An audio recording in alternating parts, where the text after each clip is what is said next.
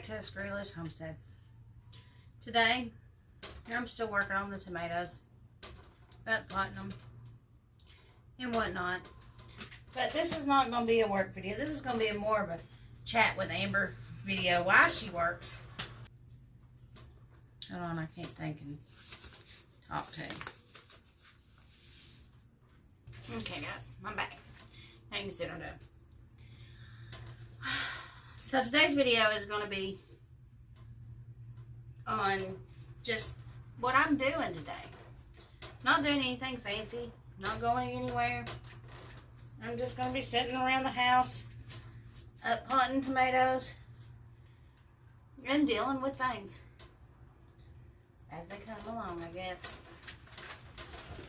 But what I want to talk to you about today is, I read somewhere recently, actually it's been a few months, but I read somewhere that everybody dies twice. You die the day your breath leaves your body and you leave this earth. And then you die again when people stop talking about you. Stop telling your stories. And that's kind of sad when you think about it.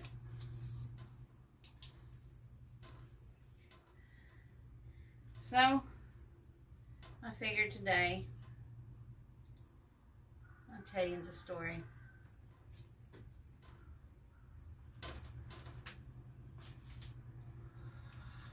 And I'll start that story off with, of course, there's death involved because that's kind of what I'm going with today.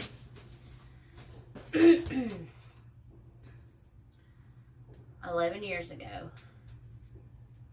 on a pretty day like today, I think it even was a Saturday, to be honest. No, I'm 100% sure.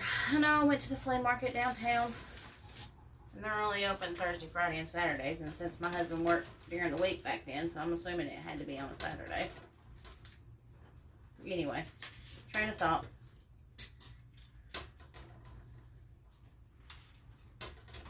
My mother was someone who called multiple times a day about every little thing that she could possibly call about.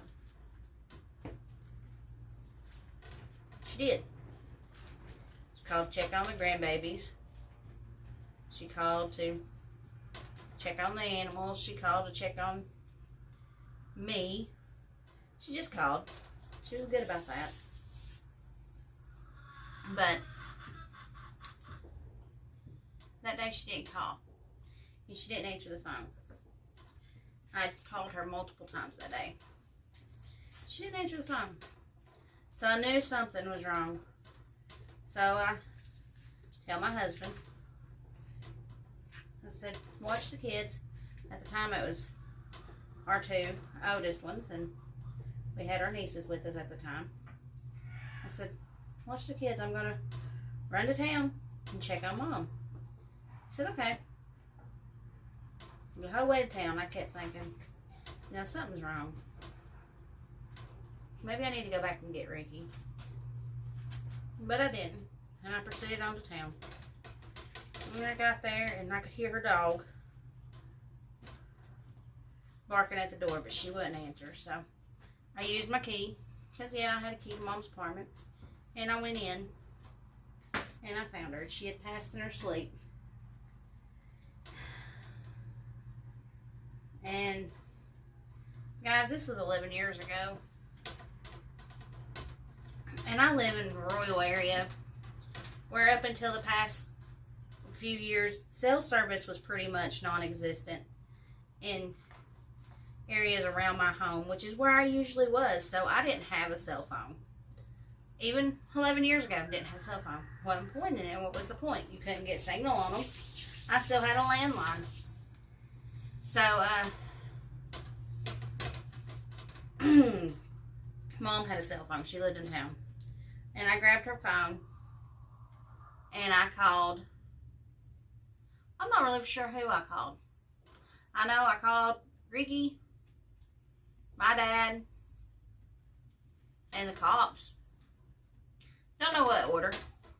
But that's another part of the story. The point is that 11 years ago today, I found my mom had passed. And because I don't want her to die her second death yet, I want to keep her stories alive. I'm going to tell you a little bit about her. She's a little bit on Grace's side. And that's what we loved about her. She was 49-year-old. She would have been turning 50 that year. She didn't make it to her 50th birthday.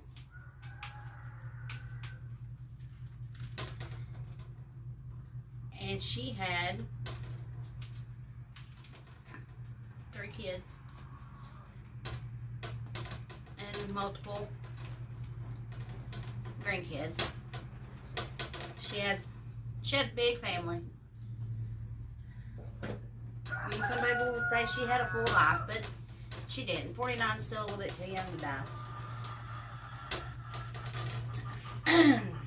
Well, at the time she only had 8 grandbabies. I forgot. Riley wasn't even born yet. But anywho, back to what I was saying. I'm going to tell you, her name was Lynn. And she struggled at being a mom, but she was an awesome mama. Couldn't ask for a better one for my babies. And I hope one day that I'm just crazy enough to be like her when it comes to being a mama. But, so I'm going to tell you 2 stories of Mom. My 2 favorite memories of Mom. Well, there's a bunch of memories of Mom, but these two top it. That's what I think about when I think of her. When I was, those in-between years, you know, when your older siblings start school, but yet you can't start school yet because you're not old enough.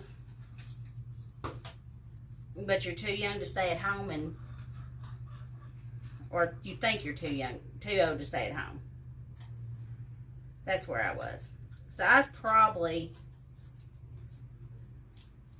I want to say 5, because the way my birthday falls, I think I had to start school when I was almost 6. So that year before that, when big sister was in school and I had to stay at home with Mom, let's see, Beth would have been what? I think 2 grades ahead of me in school. So yeah, I had 2, maybe 3 years at home with Mom before I started school. I'm the youngest. Just the favorite. Now Beth's not going to agree with me on that one, but that's okay. But anyway, Mom liked her. This was, let's say, early 90s. Mom liked her daytime soap operas. And I don't remember which ones they were. One was Guiding Light. I know that. The Young and the Restless. There was like 4. Anyway, so we'd watch them. But before those come on, a little show would come on. Now, like I said, this was the early 90s, guys. And the show was, it might have come on hours before, I don't know, but David the Gnome. And it was about this little gnome doctor, medicine man. He was kind of knew a little bit about everything. But he rode on the back of a fox, and he would go take care of woodland people, woodland animals, and stuff. And we'd sit there on that couch in the mornings before her soap operas come on, and we'd watch David the Gnome together. Good little memory to have. Huh? Need to look that show up and show it to my children. And let's see. Those are precious moments with her. Let's think of another one. Oh, I got one. And it kind of jumps into the here and now, too. A few years ago, we moved onto some property, and they had an abandoned minivan sitting on the property. Well, after about a year living there and nobody showing up to claim it, and the owners of the property telling us just to get it off the property, they didn't want it on the property anymore. A guy showed up and offered me some money for the van. Well, it was just sitting there taking up space, so why not? I sold it to the man. But in order to sell it, I had to clean it out. And it was loaded down full of stuff.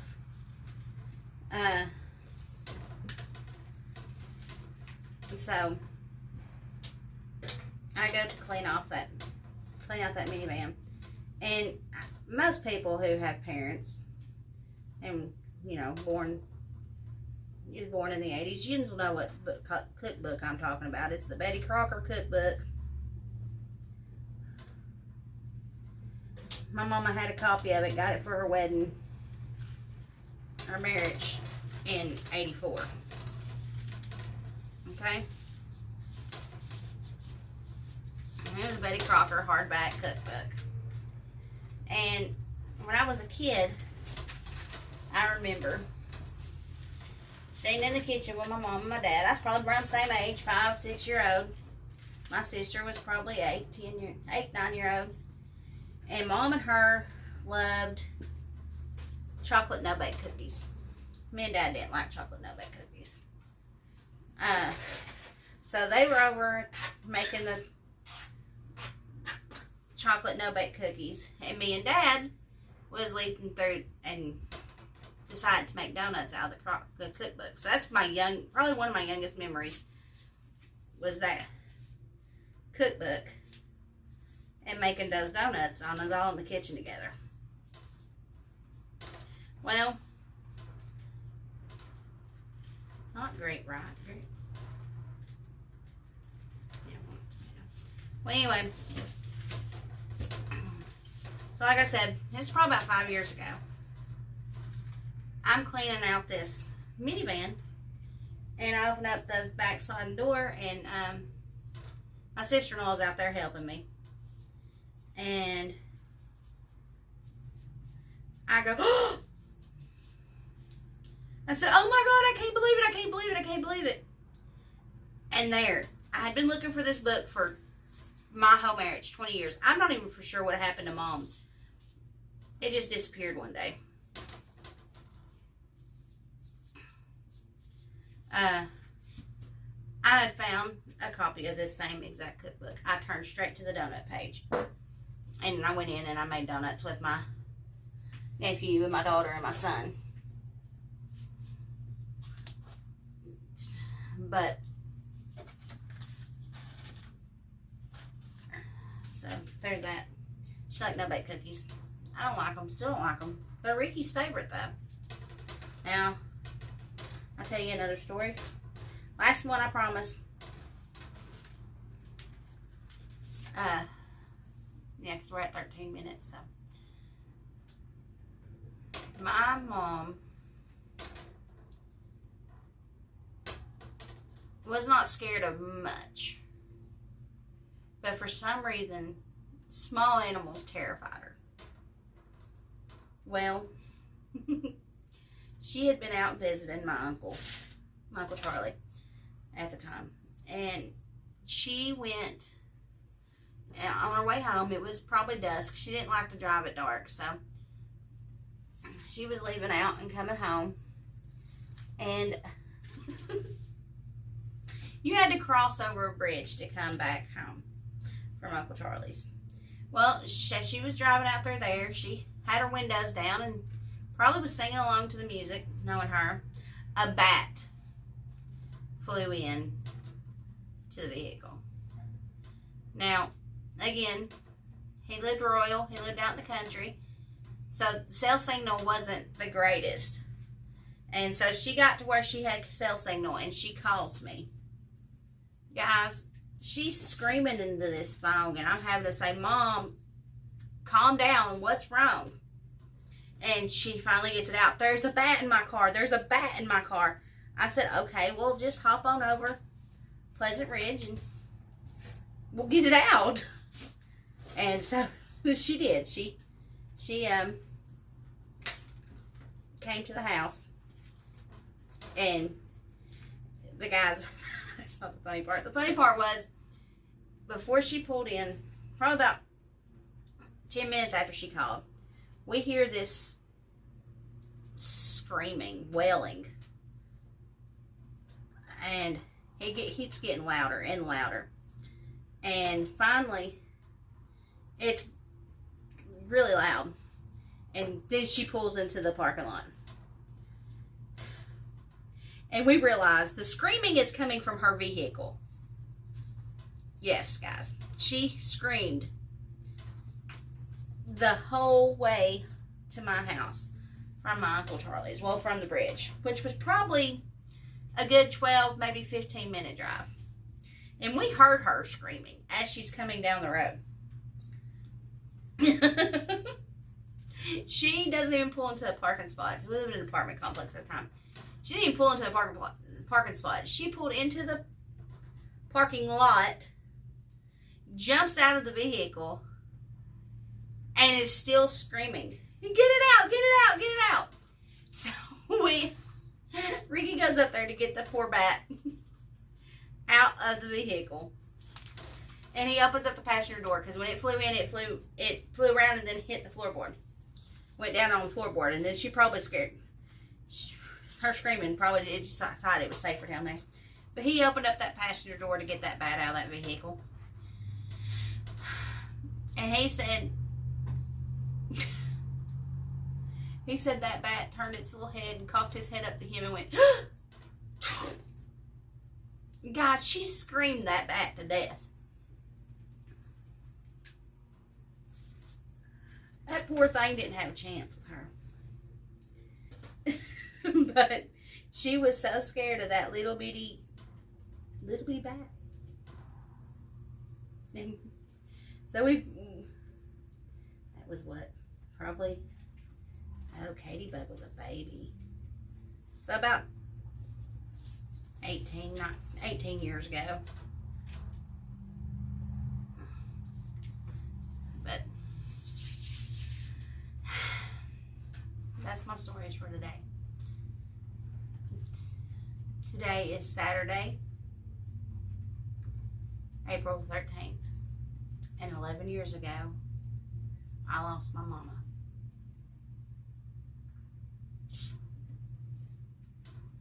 And I refuse to let her die her second death. So I'm going to tell you stories. Whether you watch this one or not, it's okay. At least I told her story. I'm going to finish potting up some tomatoes.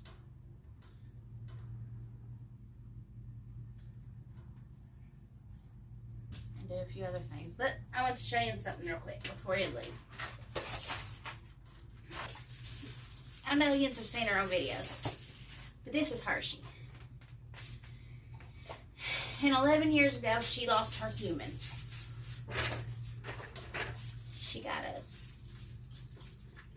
This was my mama's pride and joy right here. Her little puppy dog. She's spoiled rotten. Yes, you are. She's spoiled rotten by mama, too. This dog is either 15 or 16 years old. I don't remember. But she's a little old.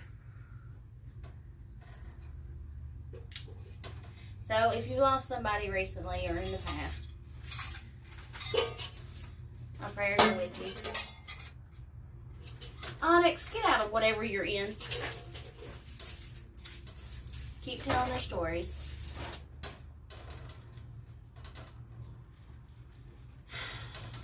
Keep telling their stories, Hershey.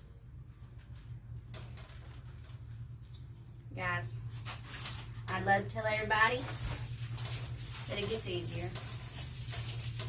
It don't. But you learn to live with it. And you learn ways to cope with it. Mostly by having a dog tear up stuff. Auntie, stop it.